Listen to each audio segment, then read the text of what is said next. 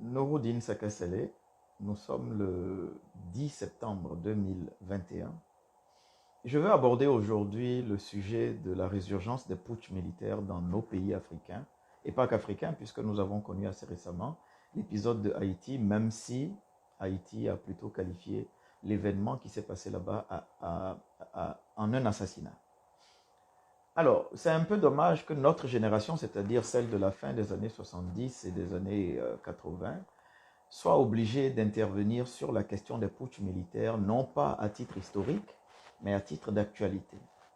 Et c'est encore plus triste et plus dommage que ces sujets s'imposent à nous aujourd'hui, malgré l'évolution du monde. Nous sommes au XXIe siècle, et ce sont des sujets que nous devions seulement aborder en termes de sujets historiques. Mais l'évidence nous impose en fait d'en parler. Qu'il vous souvienne, j'avais déjà alerté depuis le putsch de 2020 au Mali, j'avais déjà alerté que nous étions à la fin d'un cycle et que les fins de cycle ne seraient pas paisibles. La fin d'un double cycle, c'est-à-dire celui des indépendances des années 60 et celui surtout des renouveaux démocratiques qui avaient sonné le glas de la triste période des putschs militaires dans les années 80, 70, même à partir des années 70, 80 et début 90. Le Bénin, mon pays, a été précurseur dans la question des conférences nationales. Les conférences nationales avaient été une solution à toute cette turbulence institutionnelle que nous observions dans nos pays africains surtout. Certains pays sont venus avec des fortunes diverses aux conférences nationales, d'autres dans le sang, d'autres dans des bains de sang, mais le Bénin avait eu l'exception d'être entré dans la conférence nationale par décision consensuelle et politique. Alors, il faut d'abord partir de plusieurs postulats qu'il faut recadrer. Le premier postulat qui est faux, c'est d'entendre dire que les putschs interviennent dans les pays où il y a des velléités, des tentations et même des confirmations du franchissement de la barre des seconds mandats. C'est faux. Parce qu'au Mali, il n'était pas question d'un franchissement de second mandat. L'ex-président Ibeka était en plein dans son second mandat quand le putsch est intervenu pour mettre fin à sa gouvernance. Premier postulat qui est donc faux, ce n'est pas seulement dans les cas de troisième mandat que les putschs sont intervenus. Premier postulat. Le second postulat, c'est cette manière avec laquelle nous flagellons aussi vite les militaires qui sont à l'initiative ou en bout de course ceux qui mènent ces putschs militaires, ces putschs et qui déposent les régimes démocratiquement, il faut le mettre en griffe, élus. Pourquoi je le dis? Je vais vous expliquer. Les militaires, nous avons cette fâcheuse tendance à considérer que tant qu'ils sont, et cela de manière hypocrite, totalement hypocrite, que tant qu'ils sont sous les ordres des civils, tout va bien. Nous avons cette fâcheuse tendance hypocrite à considérer qu'il faille que les militaires n'aient pas le libre arbitre et qu'ils soient seulement au service et sous les ordres des civils.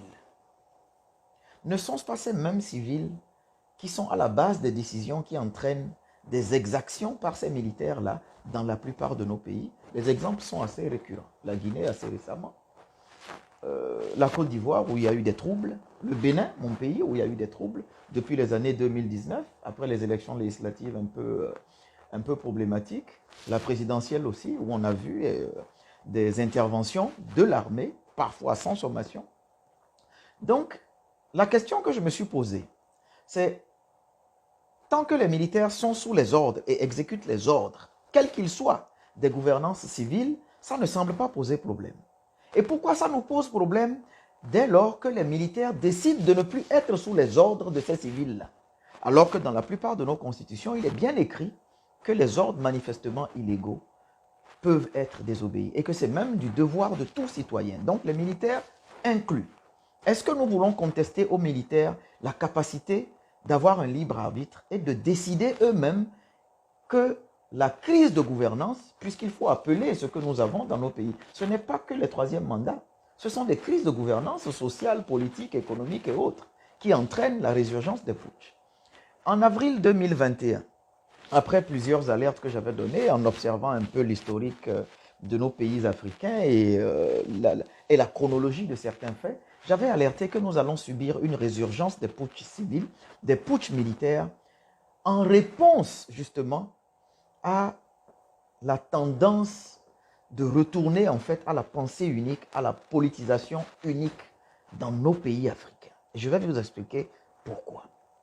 La résurgence des partis uniques déguisés en partis dominants, avec des partis satellites dans la plupart de nos pays, par le couvert de prétendues réformes politiques, entraîne inéluctablement ce qui avait été à la base des coups d'État militaires dans nos pays les années avant celle 90 où les conférences nationales sont venues apporter une fin à ce phénomène de putsch que nous avions connu assez souvent, assez fréquemment.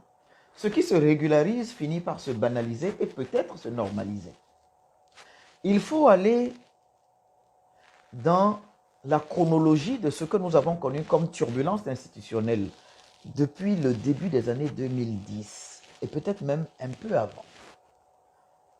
Pour comprendre ce qui se passe aujourd'hui dans nos pays africains, surtout ceux de l'Afrique de l'Ouest, et qui ne sont pas liés seulement à la question des troisièmes mandats, comme je le disais tout à l'heure.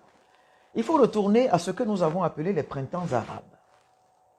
Les dirigeants ont été éduqués au fil du temps qu'il fallait contrôler en fait les manifestations politiques pacifiques.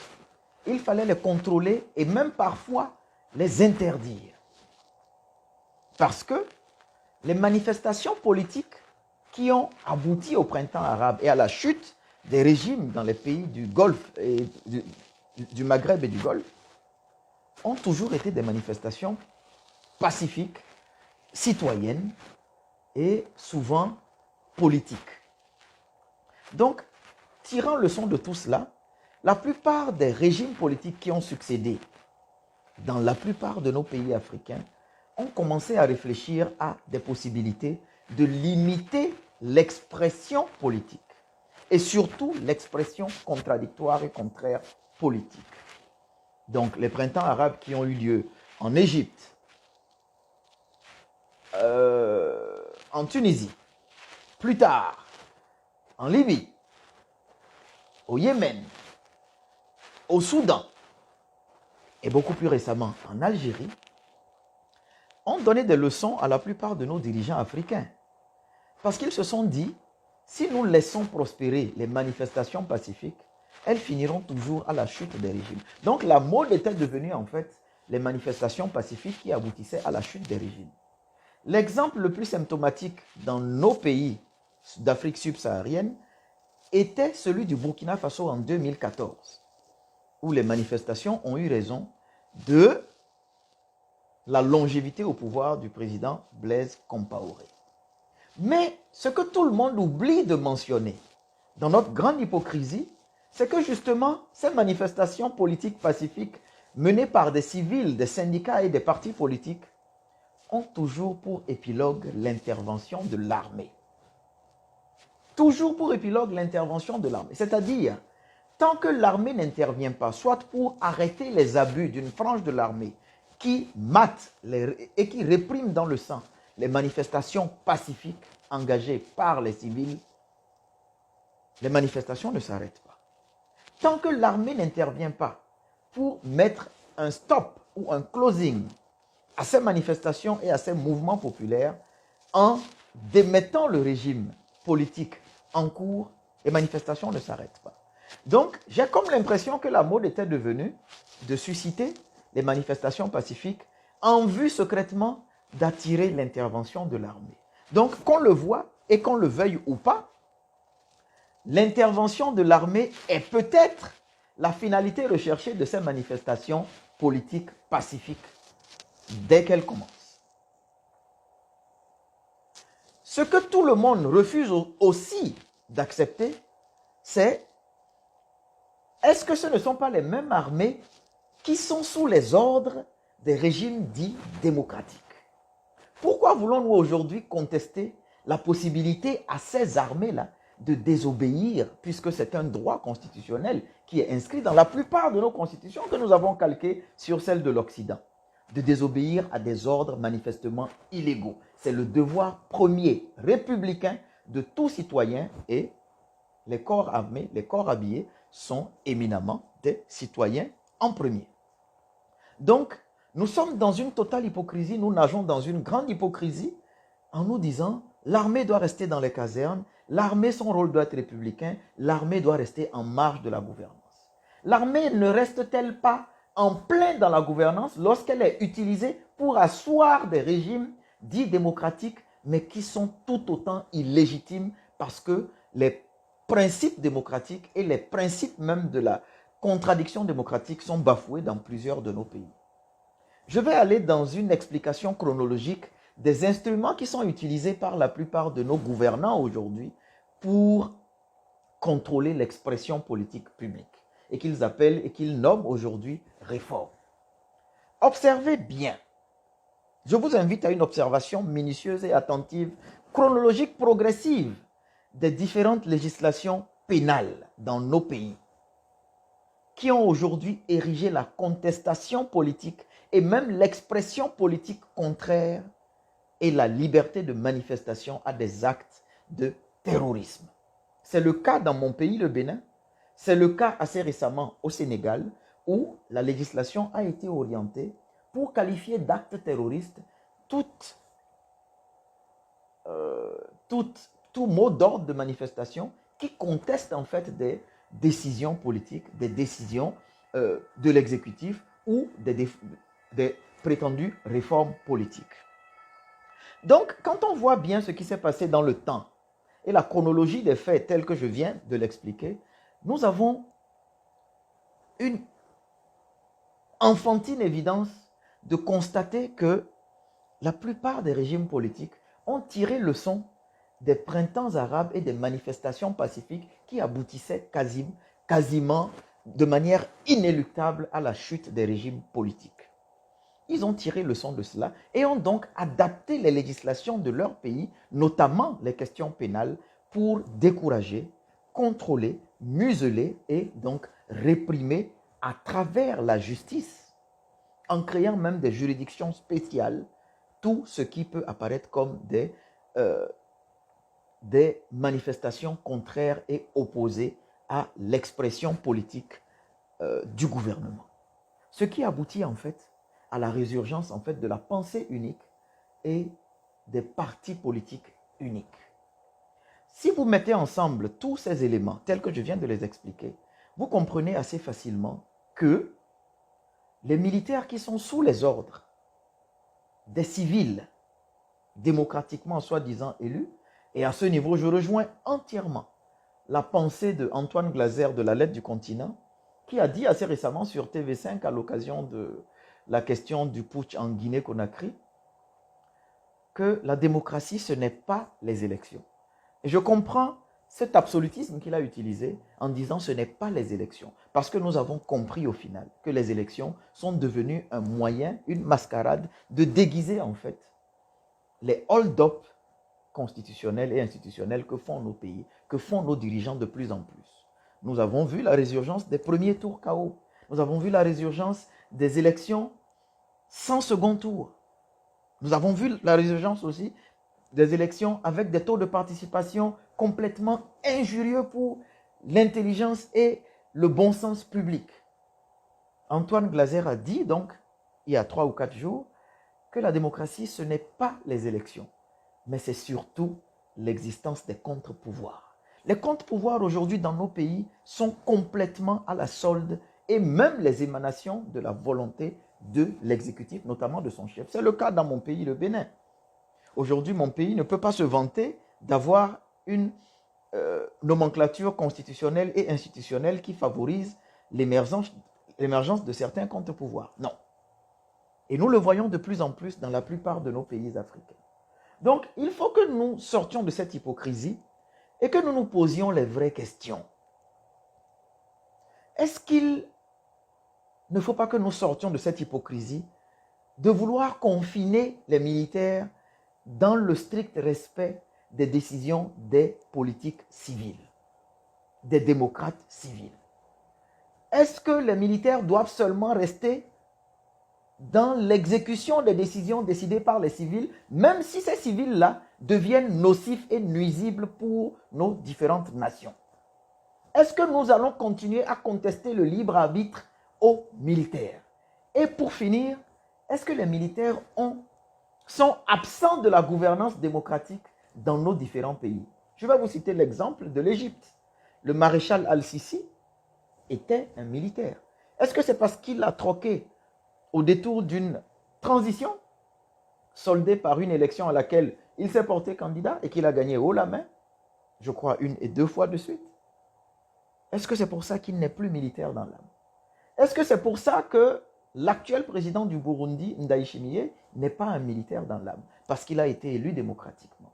Donc, je pense qu'il faut sortir de cette conception organique du militaire et réaliser que nous sommes remplis de contradictions, nous sommes pleins de paradoxes. Parce que nous contestons aux militaires le fait qu'ils décident d'intervenir, que ce soit en bout de course des manifestations civiles pacifiques, ou de leur propre initiative à travers des putschs militaires, qu'ils réinterviennent. Parce que nous, les civils, il faut avouer que nos gouvernances civiles ont échoué totalement. Elles ont entièrement échoué. Donc, subissons et acceptons l'humiliation de voir revenir en fait les putschs et donc des militaires à la tête de nos États. Si c'est ce qu'il faut pour que nous comprenions que nous, les civils, avons complètement échoué à assurer une démocratisation grandissante dans nos nations, subissons-le. Et apprenons donc de nos erreurs, apprenons de la mauvaise gouvernance caractérisée que nous avons dans nos pays et qui ramène en fait les militaires dans le débat politique, dans le débat institutionnel. Apprenons de tout cela et acceptons honteusement.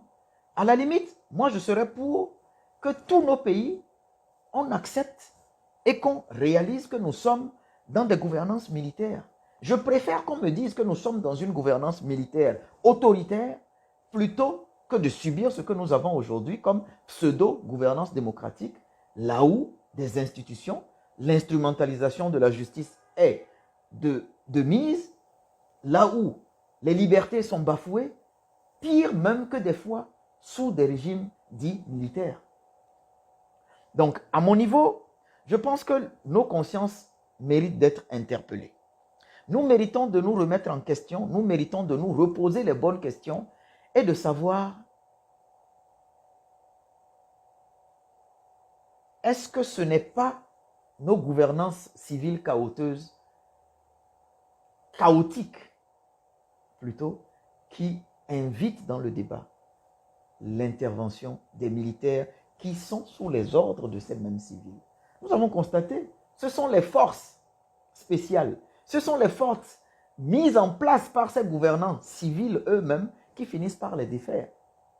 La réponse à ces manifestations pacifiques politiques a été, au-delà des législations adaptées, c'est la mise en place par ces gouvernants civils-là de forces militaires qu'ils peuvent contrôler justement. Tirant leçon de tout ce qui s'est passé et que j'ai expliqué dès le début, chacun de nos dirigeants politiques civils essaye de mettre en place une force militaire qu'il peut contrôler et sur laquelle il peut avoir une certaine mainmise.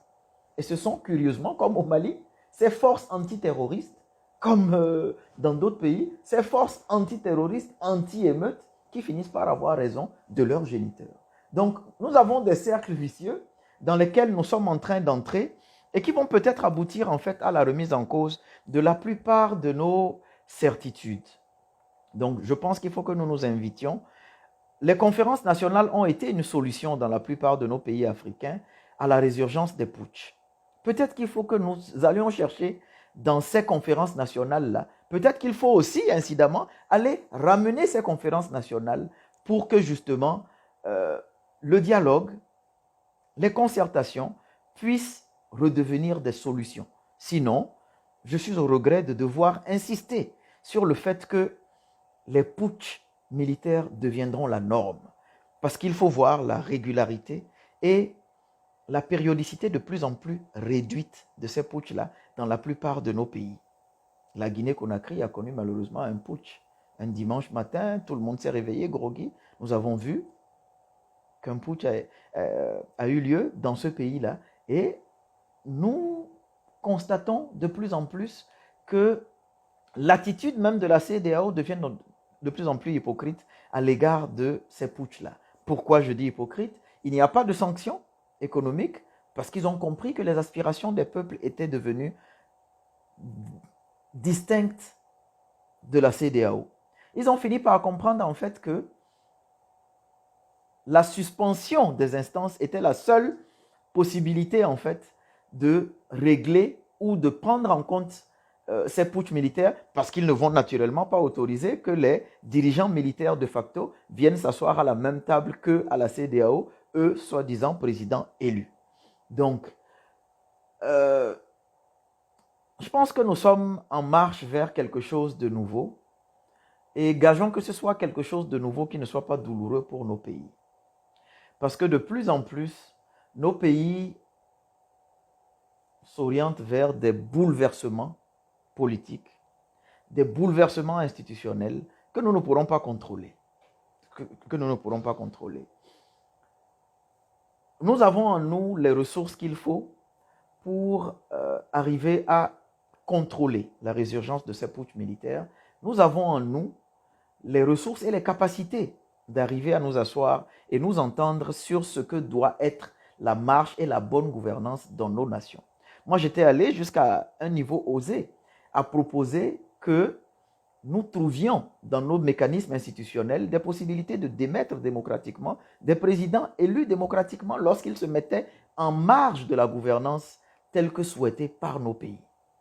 C'est curieux quand même que des gens qui soient élus dès le premier tour, à plus de 80-90% des fois, une fois qu'ils sont déchus par des régimes militaires, qu'on ne voit aucune manifestation publique de désapprobation dans nos pays, alors qu'ils sont censés avoir été réélus dès le premier tour dans nos pays africains. Donc, je crois qu'il faut interpeller nos consciences collectives. Je crois qu'il faut que nous changions de paradigme, que nous nous posions les bonnes questions. Est-ce que nous allons continuer à nous mettre dans l'hypocrite conception que le civil, le démocratique doit être prépondérant et qu'éventuellement des remises en cause militaires de gouvernance chrysogène, de gouvernance politique chrysogène et délétère et nocive. Je vous rappelle que les putschs militaires ne connaissent pas autant de morts que nos élections dans nos pays depuis quelque temps. Les putschs militaires ne connaissent pas autant d'exactions que les élections qui sont censées être démocratiques dans nos pays depuis un bout de temps. Donc, je pense qu'il faut que nous commencions à nous poser les bonnes questions. Nous subissons de plein fouet beaucoup de fléaux actuellement. La résurgence des maladies comme Ebola, la résurgence et la continuation de la pandémie Covid. N'ajoutons pas la pandémie des crises politiques, la pandémie des crises militaires dans nos pays, parce que nous ne savons jamais là où ça va nous mener. D'ici là, Nouroudine vous souhaite de continuer à esquiver le Covid d'une manière ou d'une autre. C'est vrai que nous pouvons considérer que nous sommes un peu bénis, mais aidons le ciel à nous aider. Continuons à respecter les mesures barrières. Continuons à réfléchir sérieusement au niveau individuel sur la question de la vaccination pour nous alléger des peines liées au Covid. Continuons surtout à doper notre système immunitaire. Continuons à respecter les mesures barrières parce qu'il faut, même si nous sommes des peuples bénis, même si nous sommes des peuples élus, continuons à respecter les mesures barrières et à nous aider, à aider le ciel à nous aider. En ce vendredi, c'était la petite réflexion que j'avais. Elle a été un peu longue, mais j'estime que c'est un débat dans lequel il faut que notre génération, même si elle est très humiliante pour nous, de redécouvrir que nous sommes en plein dans ce que nous devions considérer comme historique, c'est-à-dire les putschs, que nous sommes redevenus en fait les sujets qui devons débattre de toutes ces questions-là, parce qu'il y va de la longévité et de la solidité de nos nations africaines. Je vous remercie et si vous avez trouvé utile ou pertinent ou ne serait-ce qu'interpellatif cette intervention, partagez-la. Menons les débats. N'ayons pas des débats tabous. Le devenir des nations africaines est commun. Nos problèmes sont hélas communs aujourd'hui. Les putschs nous touchent tous. Les putschs militaires nous touchent absolument tous. Donc, recherchons ensemble les solutions à ces fléaux qui nous minent. La Guinée-Conakry, je me sens particulièrement interpellé par la Guinée-Conakry parce que je suis aujourd'hui au-delà d'être de mère Peul, je ne sais pas si je viens de la Guinée-Conakry originellement, au-delà d'être originellement de mère Peul, je suis aujourd'hui le fruit de l'éducation que m'a été donnée, qui m'a été donnée en fait par un ressortissant de la Guinée-Conakry, ressortissant de l'Abbé.